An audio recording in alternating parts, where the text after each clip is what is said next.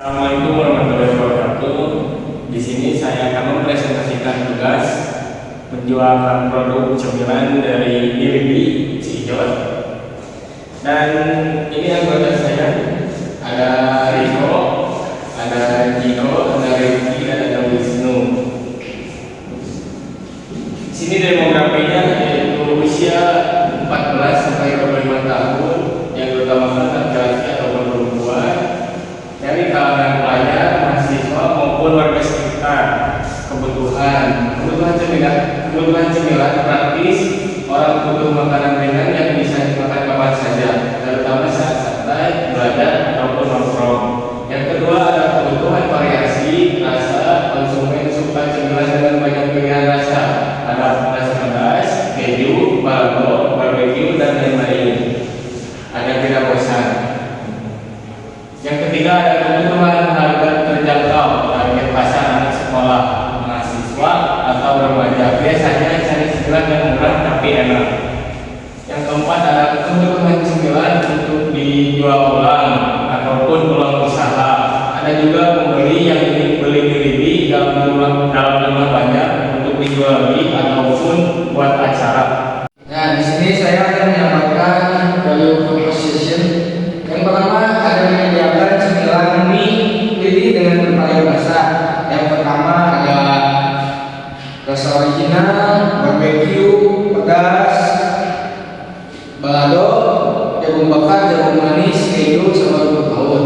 Lalu yang kedua, lidi banyak dengan berbagai rasa kekinian yang menghadirkan nostalgia di dalam sekolah dalam kelas modern. Nah, di sini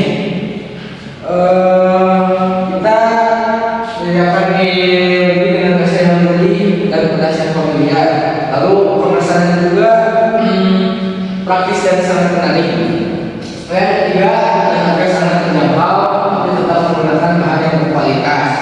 Nah, di sini meskipun harga terjangkau juga, kita menyediakan bahan-bahan yang berkualitas.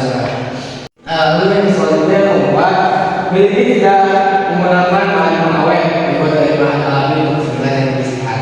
Nah, di sini kita tidak menggunakan bahan-bahan tambahan yang berbahan kimia. Nah, ya. Lalu yang selanjutnya key partner. Selanjutnya key partner atau mitra utama. Yang pertama, memasok bahan baku yang berkualitas dan menjalin produsen lokal. Kami bekerjasama dengan memasok bahan baku lokal yang berkualitas untuk menjaga rasa dan konsisten produk. Yang kedua, pemesanan dan pembayaran tidak bisa menggunakan pembayaran online.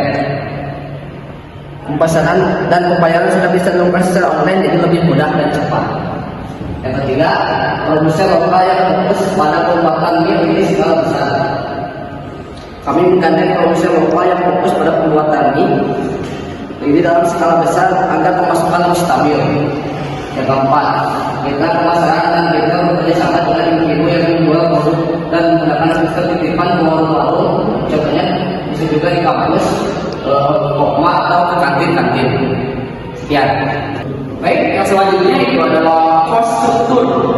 Cost struktur itu dibagi menjadi dua, yaitu biaya variabel atau variable cost dan fixed cost, yaitu biaya tetap. Di dalam biaya variabel ada biaya bahan baku. Ini komponen paling besar sekitar 40 sampai 60% dari biaya total, termasuk tepung terigu, terus ada minyak goreng, bumbu, garam, sampai MSG atau rempah, kalau ada kemasan, dan biaya tambahan seperti telur. Lalu ada di fixed cost atau biaya tetap. Biaya tetap itu biaya masih biaya produksi sekitar 20% sampai 30% dari total biaya. Meliputi tenaga kerja, listrik, air, perawatan mesin, dan bahan makan. Produksi mie ini melibatkan proses percampuran, penggorengan, dan pengemasan. Lalu yang kedua itu adalah biaya produksi logistik.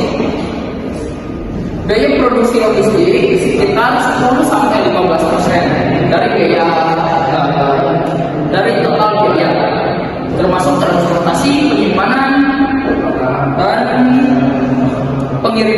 distributor atau iklan.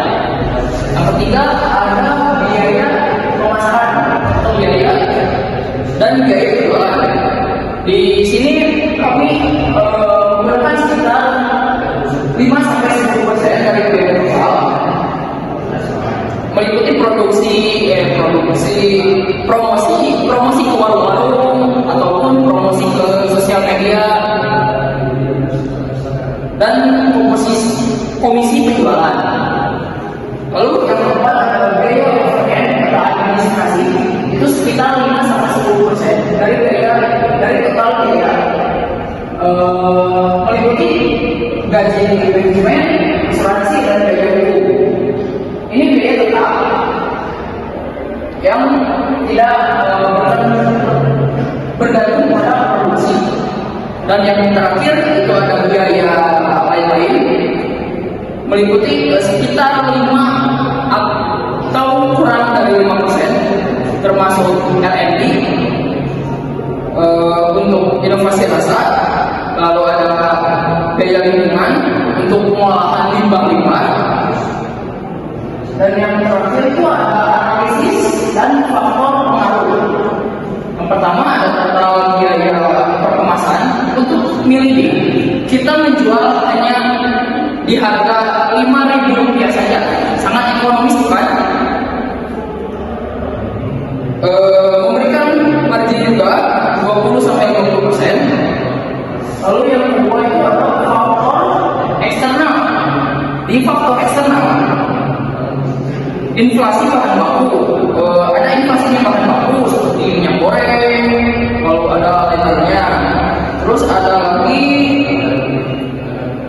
regulasi pemerintahan seperti susahnya untuk standar halal dan persaingan mempengaruhi struktur ini. Untuk di persaingan Indonesia ini cukup banyak persaingan dalam jualan ini, jadi agak butuh effort yang sangat besar. Dan bisnis utility sangat menguntungkan karena konsumsi masyarakat Indonesia itu dalam menyemil makanan-makanan ringan itu sangat lumayan tinggi ya untuk konsumsinya. Sekian dari saya yang bisa saya sampaikan. Terima kasih. Nah, ini adalah produk dari kami dengan beberapa berbagai rasa. Ada rasa original, ras, barato, rumput laut, barbecue, jagung manis, jagung bakar, dan keju. Oke, sekian presentasi dari kami. Mohon maaf ada kesalahan. Bila taufiq wal hidayah. Wassalamualaikum warahmatullahi wabarakatuh.